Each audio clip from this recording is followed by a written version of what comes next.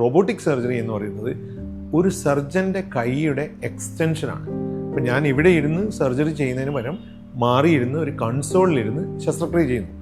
പക്ഷേ എൻ്റെ കൈകൾ എങ്ങനെയാണോ പ്രവർത്തിക്കുന്നത് അതേപോലെ ഇതിനകത്തേക്ക് ഈ താക്കോൽ ദ്വാരത്തിലൂടെ ഈ ഇൻസ്ട്രുമെൻറ്റിലൂടെ കടത്തി എൻ്റെ കൈക്ക് ഉണ്ടാവുന്ന വളരെ ചെറിയ മൂവ്മെൻറ്റ്സ് പോലും എനിക്ക് അവിടെ റെപ്ലിക്കേറ്റ് ചെയ്യാൻ പറ്റുന്നു.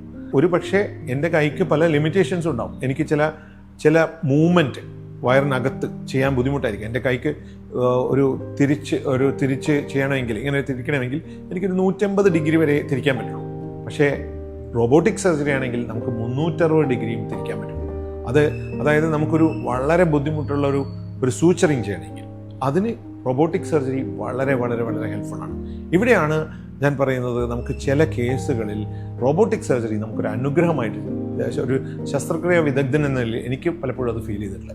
മാത്രവുമല്ല, നമ്മൾ കാണുന്ന ഫീൽഡ് എന്ന് പറയുന്നത് ഒരു 10 ഇരട്ടി വലുതായിട്ടാണ് കാണുന്നത്. ഇപ്പോൾ ഒരു രക്തക്കുഴലിൽ ഒരു ചെറിയ ബ്ലീഡിങ് ഉണ്ടായാൽ പോലും അതൊരു 10 ഇരട്ടി വലുതായി കാണുമ്പോൾ നമുക്കത് നേരത്തെ തന്നെ കണ്ടുപിടിച്ച് അത് ഇല്ലാതാക്കാൻ പറ്റും, അല്ലെങ്കിൽ അങ്ങനെ ഒരു സാധ്യത തന്നെ ഇല്ലാതാക്കാൻ പറ്റും. അതുമാത്രമല്ല, ഇപ്പോൾ 10 ഇരട്ടി വലുതായി കാണുമ്പോൾ അത് 3D ആയിട്ടാണ് കാണുന്നത്. നമുക്ക് സാധാരണ ശരീരത്തിൽ എങ്ങനെയാണോ കാണുന്നത് അതേപോലെ തന്നെയാണ് കാണുന്നത്. അതേസമയം ലാപ്രോസ്കോപ്പിയിൽ, കൺവെൻഷണൽ ലാപ്രോസ്കോപ്പിയിൽ അത് 3D അല്ല കാണുന്നത്, 2D ആയിട്ടാണ് കാണുന്നത്. അതൊരു വലിയ വ്യത്യാസമാണ്. ഇപ്പോൾ ഇന്ന് 3D ലാപ്രോസ്കോപ്പിയും പ്രചാരത്തിലുണ്ട്. പക്ഷേ ആ 3D ലാപ്രോസ്കോപ്പിയുടെയും നമ്മുടെ ഓപ്പൺ സർജറിയുടെയും എല്ലാ ഗുണവശങ്ങളും ചേർന്നിട്ടുള്ള ഒരു സാങ്കേതിക വിദ്യയാണ് ഈ റോബോട്ടിക് സർജറി. റോബോട്ടിക് സർജറിയുടെ അഡ്വാൻറ്റേജസ് ഒന്ന്, നേരത്തെ നമുക്ക് ഹോസ്പിറ്റലിൽ നിന്ന് ഡിസ്ചാർജ് ചെയ്യാം, പെയിൻ കുറവാണ്. ഇതെല്ലാം നമുക്ക് ഒരു സ്ഥിതിവിവര കണക്കുകളായിട്ട് മാത്രം കാണുന്നത്.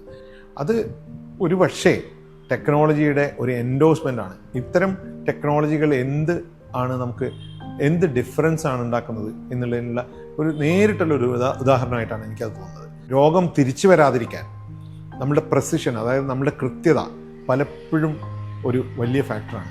നമുക്ക് നഗ്നനേത്രം കൊണ്ട് കാണുന്നതിൻ്റെ 10 ഇരട്ടി വലിപ്പത്തിൽ കാണുമ്പോൾ ഒരു ട്യൂമറിൻ്റെ ചെറിയൊരു പീസ് അവിടെ ഉണ്ടെങ്കിൽ പോലും അത് വലുതായി കാണാനും അത് നമുക്ക് കൃത്യമായി നീക്കം ചെയ്യാനും, ഒരു ലിംഫ് ഗ്രന്ഥി ആണെങ്കിൽ അത് ചെറുതാണെങ്കിൽ പോലും അതിനെ കൃത്യമായിട്ട് നമുക്ക് അഡ്രസ്സ് ചെയ്യാനും ഈ റോബോട്ടിക് സംവിധാനം നമ്മളെ ഹെൽപ്പ് ചെയ്യുന്നുണ്ട്.